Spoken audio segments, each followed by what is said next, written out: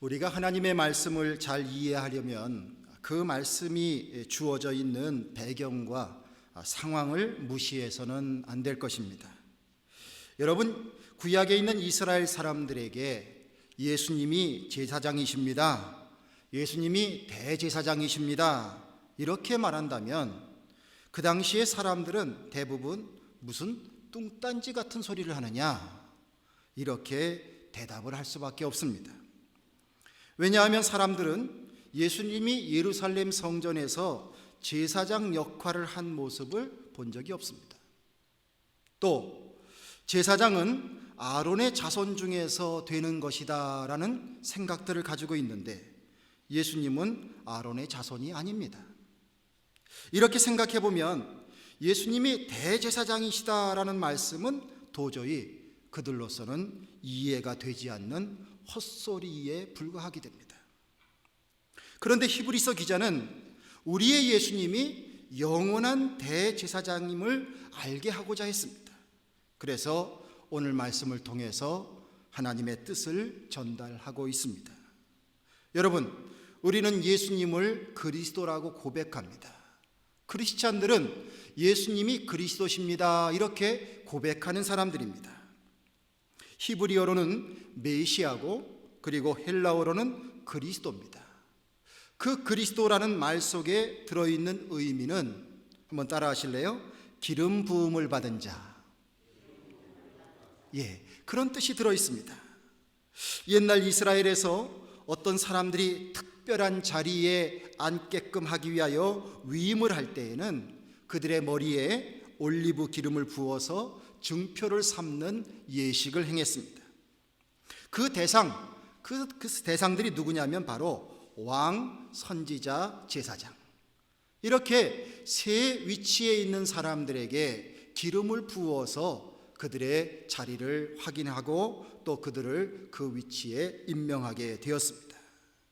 그러기에 우리가 예수님을 그리스도라고 하는 그런 표현을 쓰는 데에는 예수님은 왕이십니다, 예수님은 선지자십니다, 예수님은 제사장이 되십니다, 이 의미를 다 함축해 들어가고 있다 하는 것을 기억해야 할 것입니다.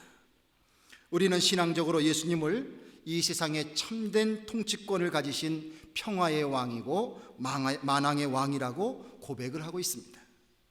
우리는 예수님을 하나님의 뜻을 전하는 대언자라고 표현하고 있습니다. 예수님을 표현할 때에 말씀이 육신이 되셨다 이런 표현이 있습니다. 즉 예수님은 하나님의 말씀 그 자체시다라는 뜻입니다. 그리고 지난 시간과 이 시간을 통틀어서 우리가 주님의 말씀을 볼 때에 예수님은 우리의 대제사장이 되신다 이 말씀을 우리가 듣게 되는 것입니다. 하나님과 우리 사이에 죄로 막혀져 있는 그런 분열되고 또한 단절되어 있는 이 관계를 예수님이 중재자가 되셔서 하나님과 우리 사이를 연결시켜 주십니다. 특별히 우리의 죄와 허물을 사함받게 해주시기 위해서 영원한 대제사장이 되어 주신다는 말씀입니다. 그러기에 예수님이라는 그 이름에 그리스도라는 이름을 붙일 수 있는 것이 조금도 무리가 되는 것이 없다, 이것이 우리들의 믿음의 고백이 되어야 되는 것입니다. 자, 이제 예수님이 어떤 대제사장이신지 히브리서를 통해서 우리가 조금 더 깊이 살펴보도록 하겠습니다. 자, 여러분들, 이스라엘 사람들은 누가 제사장이 될 수 있다고 생각한다고 했습니까? 자, 누구의 자손이요? 아론의 자손. 그렇습니다. 아론의 자손이 바로 제사장이 될 수 있는 자격이 있다 생각하고 있습니다. 그런데 예수님은 아론의 후손이 아닙니다. 자, 아론은 지파로 따지면 레위 지파입니다. 자, 아론이 누군지는 여러분들 기억하시죠? 자, 모세의 형님입니다. 자, 모세든 이 아론이든 다 레위의 자손들입니다. 자, 굳이 족보를 따진다면 예수님은 그러면 어떻게 되는가? 예수님의 어머니의 족보를 따라 올라가든 명목상 양 아버지인 예수님의 아버지 요셉의 족보를 올라가든 자, 그들은 다윗의 자손이 됩니다. 이 다윗의 자손은 바로 누구의 자손이 되냐면 유다의 자손이 되는 것입니다.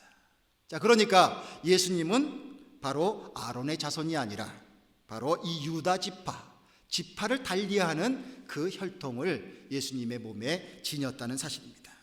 그러기에 족보상으로는 예수님은 제사장이 될 수 없는 것이 사실입니다.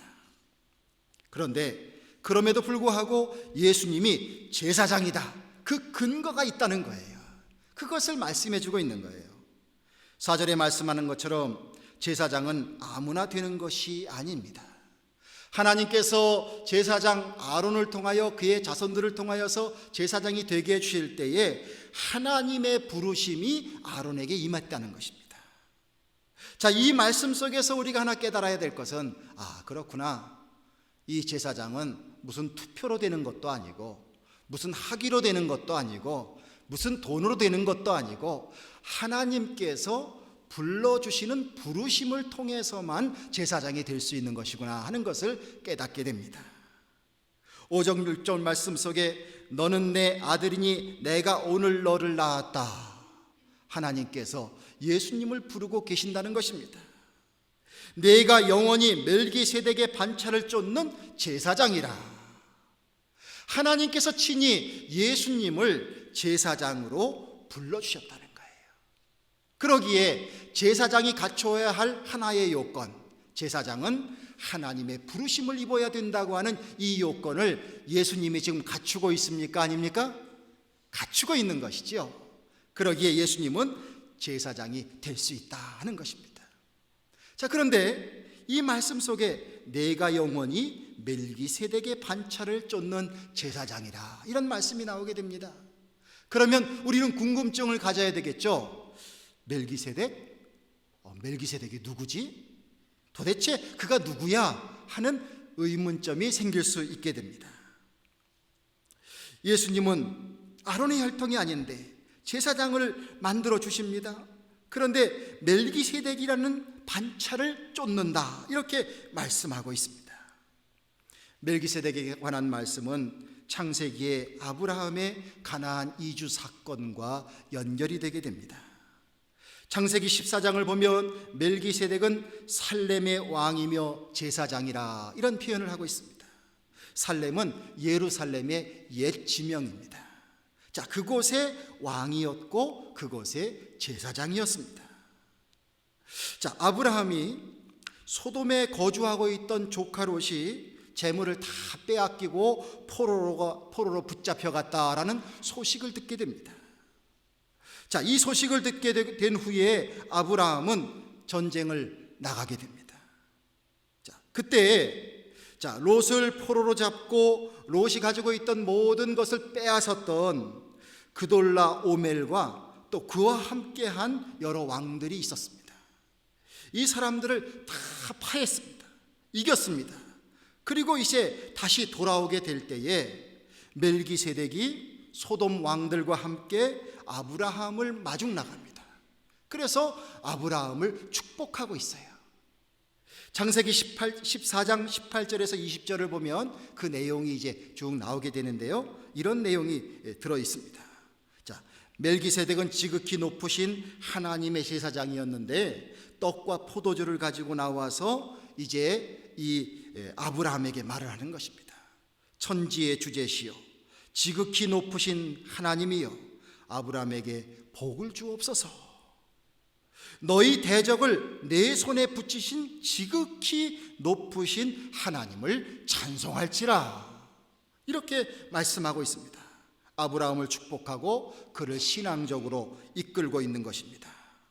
아브라함은 멜기세덱의 이와 같은 축복의 말, 권면의 말을 믿음으로 받아들이면서 자신이 얻은 것의 10분의 1을 멜기세덱에 드리는 그런 신앙을 보이고 있습니다.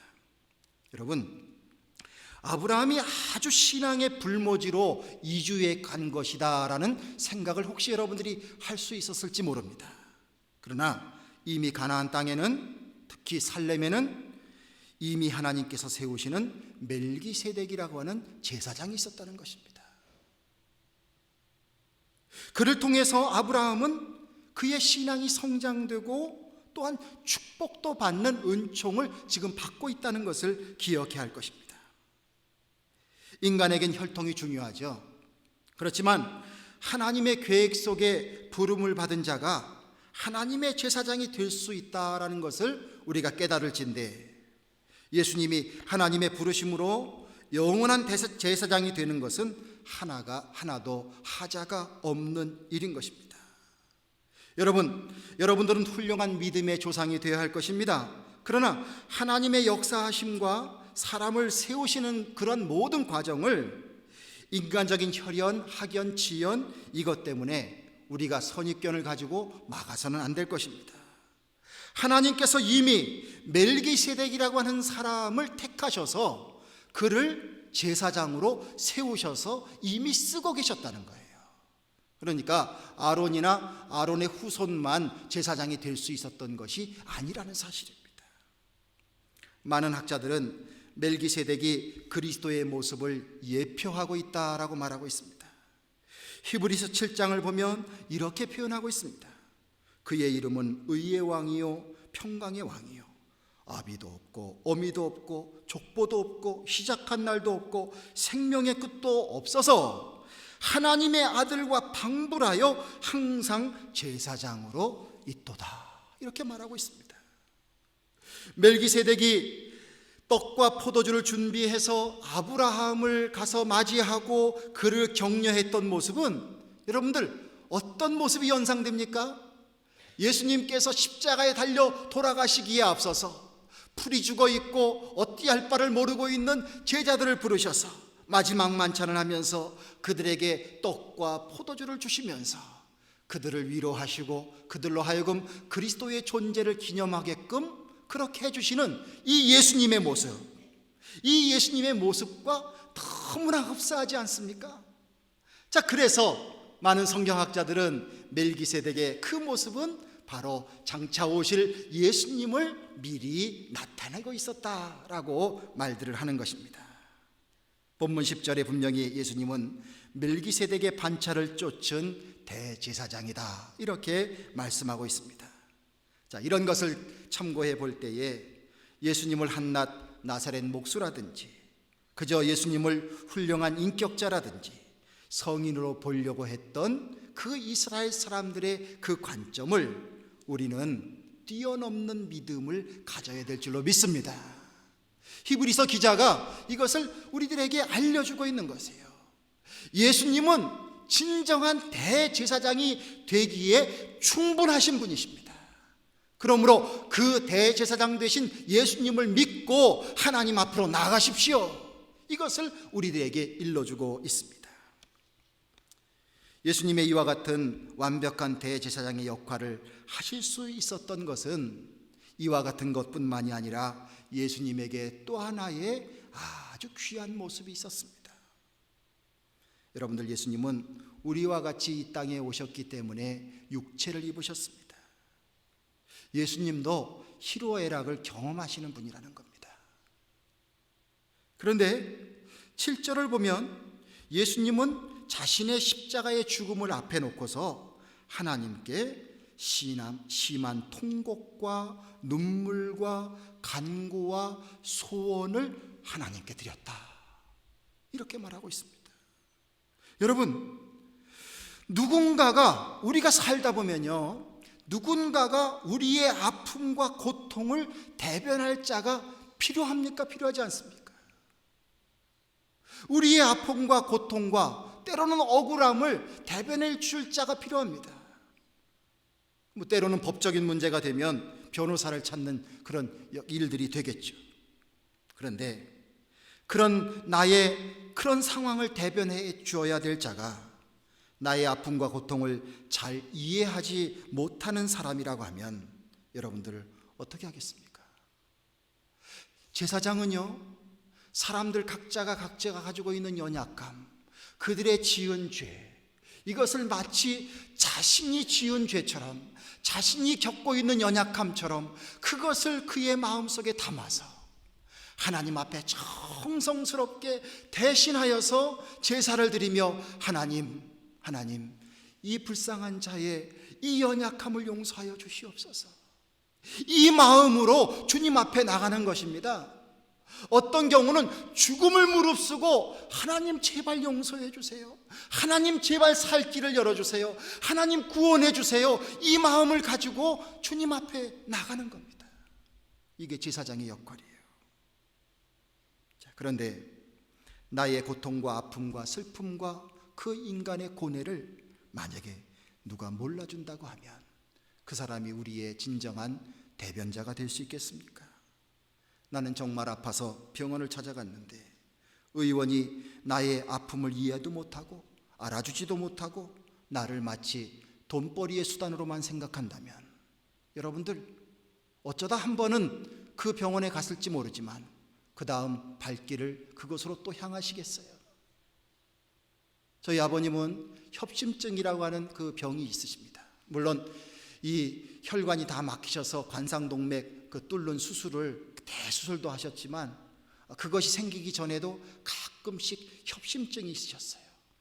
어느 날이었습니다. 저녁을 드시고 갑자기 가슴이 불편해졌습니다. 견딜 수가 없는 거예요. 그래서 동네에 가장 가까운 의원을 갔습니다. 지금 애절합니다. 딱 도착을 하니까 그 응급실에서 이렇게 뭘 하는데요, 간호사들이 하는데요, 그렇게 큰 의원은 아닙니다. 그런데 의사 선생님이 빨리 내려오셔서 이걸 좀 조치를 해주시면 좋겠는데 안 내려오시는 거예요. 제 기억에 한 30분 정도 기다렸던 것 같아요.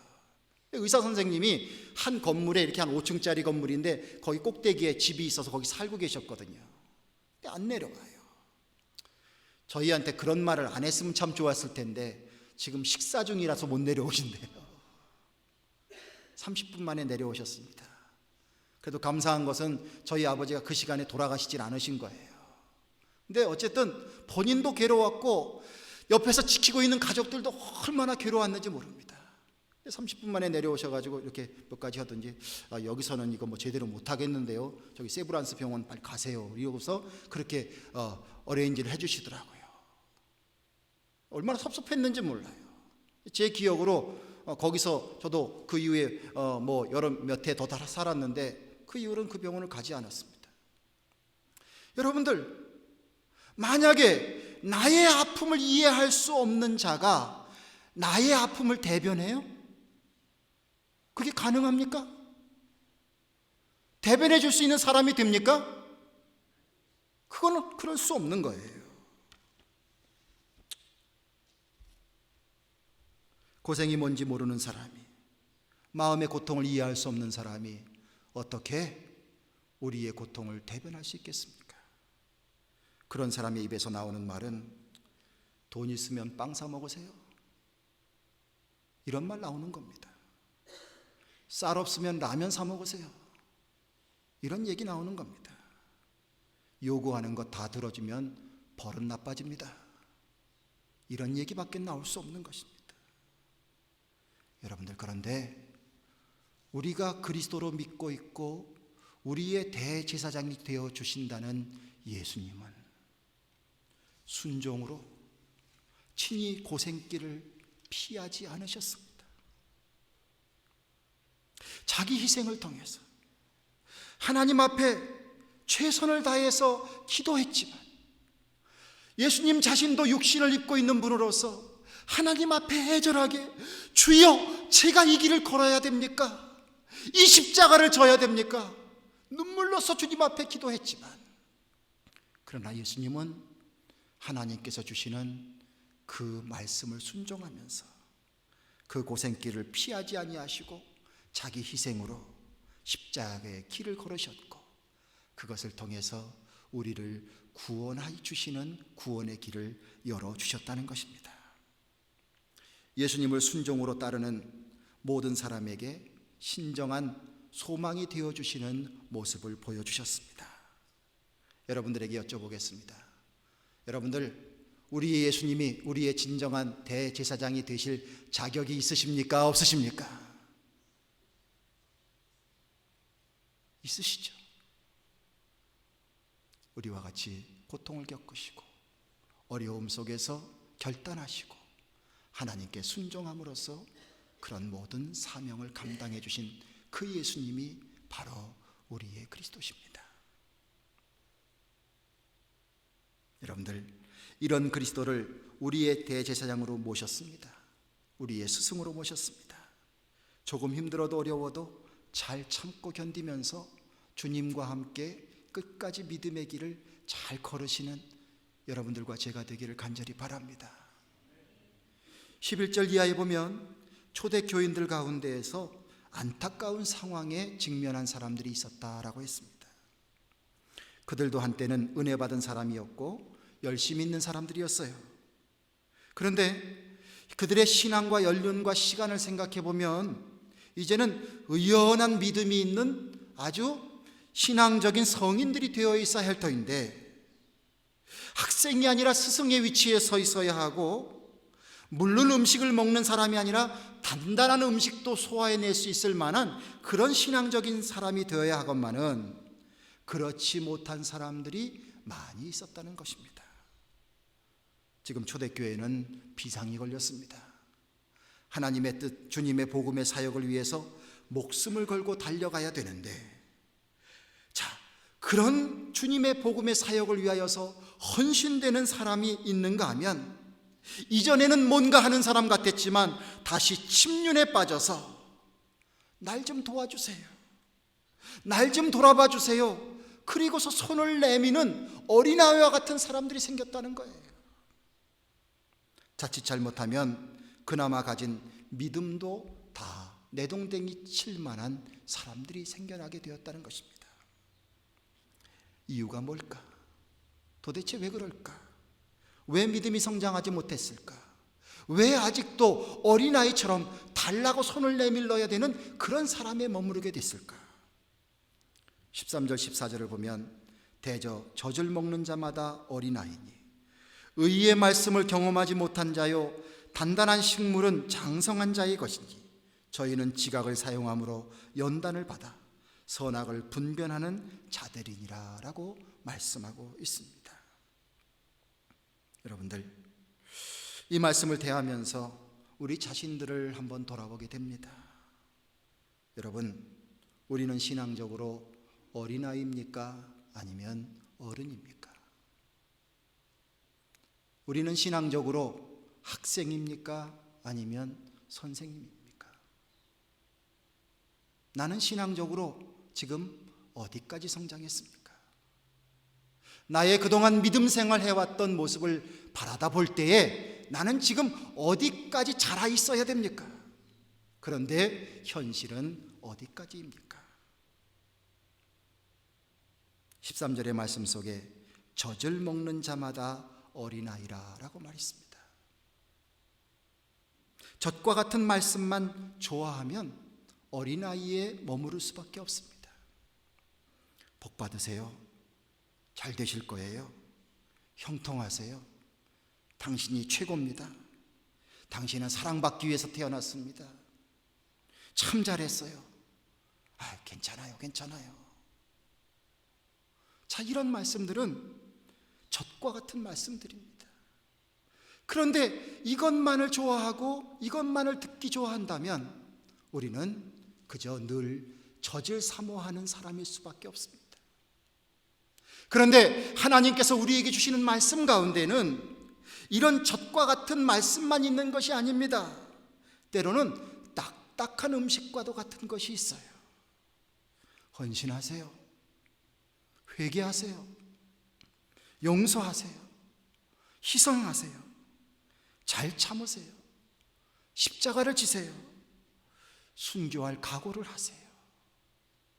이런 말씀도 하나님이 우리에게 주시는, 우리가 먹어야 할 영의 양식으로 주시는 그런 말씀의 음식이라는 것입니다. 여러분들, 우리가 딱딱한 음식과도 같은 하나님의 말씀을 입으로 뱉지 아니하고 그것을 삼키려고 노력하고 있습니까? 말씀을 듣고 불편한 것은 그냥 잊어버리는 그런 태도를 가지고 있습니까? 아니면 비록 그것이 조금은 버겁지만 나의 삶 가운데 주님이 말씀해 주셨으니 이 말씀을 가지고 씨름해 봐야 되겠다, 한번 실천해 봐야 되겠다, 이것을 그런 마음의 태도를 가지고 여러분들 노력하고 있습니까? 주님의 말씀은 분명히 우리들에게 젖을 먹는 자는 어린아이라고 했습니다. 그러나 단단한 식물은 장성한 자의 것이라고 했습니다. 그러기에 우리가 이 장성한 자가 되기 위해서는 딱딱한 음식과도 같은 말씀일지라도 이 말씀을 소화시키고 이 말씀을 실천하고 이 말씀을 교훈 삼아서 살아갈 수 있도록 우리가 신앙적인 노력을 해야 된다는 것입니다. 어디까지 노력을 해야 되겠느냐? 한번 따라 하십시오. 선악을 분별할 수 있을 때까지. 할렐루야. 믿음의 사람은 이 세상에 내가 어떻게 살아가야 되는지, 이 세상의 현상을 분별할 수 있는 그 분별의 은총을 주님께서 주십니다. 그런데 딱딱한 음식, 내게 버거운 말씀일지라도 그 말씀이 내 것이 되지 아니하면 나는 분별할 수 없는 거예요. 그리고 그대로 살 수 없는 거예요. 여러분들 생각해 보십시오. 우리가 어렸을 때, 자랄 때 생각하지도 못한 많은 사회 현상이 있습니다.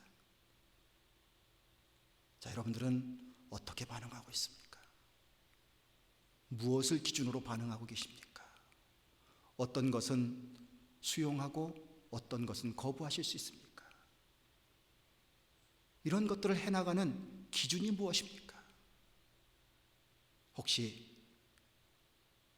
젖과 같은 연약한 말씀 속에서만 기준을 두고 있지는 않습니까? 정말 내가 딱딱한 음식과도 같은 것일지라도 그것을 붙잡으면서 그것을 가지고 씨름하면서 이것도 하나님의 뜻이라고 생각하면서 여러분들 우리에게 찾아오는 그 많은 시험과 역경 속에서 그것을 하나하나 정리해 나가고 또 물리쳐 나가면서 우리의 믿음을 지켜나가고 있습니까? 주님께서 우리에게 원하시는 것은 바로 장성한 사람이 되기를 원하시는 줄로 믿습니다. 왜냐하면 하나님은 우리를 하나님의 뜻을 이루시는 귀한 도구로 쓰시길 원하시기 때문입니다. 다행스러운 것은 우리의 예수님께서 우리에게 대제사장이 되어주셔서 우리를 지켜주시고 우리는 연약하지만 우리가 주님의 보좌 앞으로 나갈 수 있도록 우리를 이끌어 주신다고 말씀해 주고 계십니다. 우리의 모든 것을 체휼해 주시고 우리의 슬픔과 고통까지도 함께 걸머지시면서 순종으로 본을 보여주신 예수님, 그 예수님을 우리의 참된 구세주요 참된 제사장으로 삼으시고 여러분들 그 주님 따라서 믿음으로 정진하셔서 다 믿음으로 장성한 분량에 이르는 성도님들이 되시기를 주님의 이름으로 간절히 축원을 드립니다. 기도하겠습니다. 아버지 하나님, 어릴 적 시절이 좋았다고 생각하는 저희들의 마음이 있습니다. 그러나 인생의 참된 의미와 참된 기쁨은 어른이 되어서 때로는 울고 때로는 아프고 때로는 땀을 흘리고 때로는 쓰러질지라도 역할을 감당하고 사명을 감당했을 때 이래서 인생을 살아갈 이유가 있다고 고백하는 우리들의 삶의 경험처럼 아버지 하나님, 하나님은 우리들에게 장성하는 사람에까지 이르기를 원하시는 줄로 믿습니다.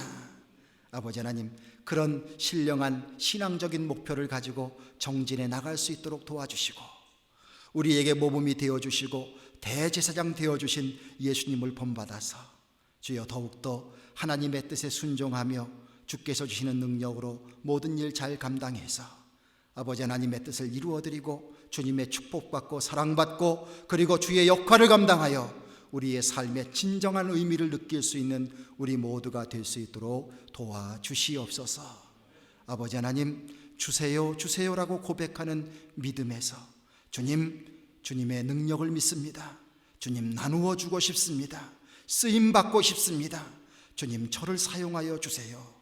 이렇게 고백할 수 있는 우리의 믿음이 될 수 있도록 주님 저희를 다 지켜주시고 은혜로 함께하여 주시옵소서. 우리 주 예수 그리스도 이름을 받들어 기도드리옵나이다. 아멘.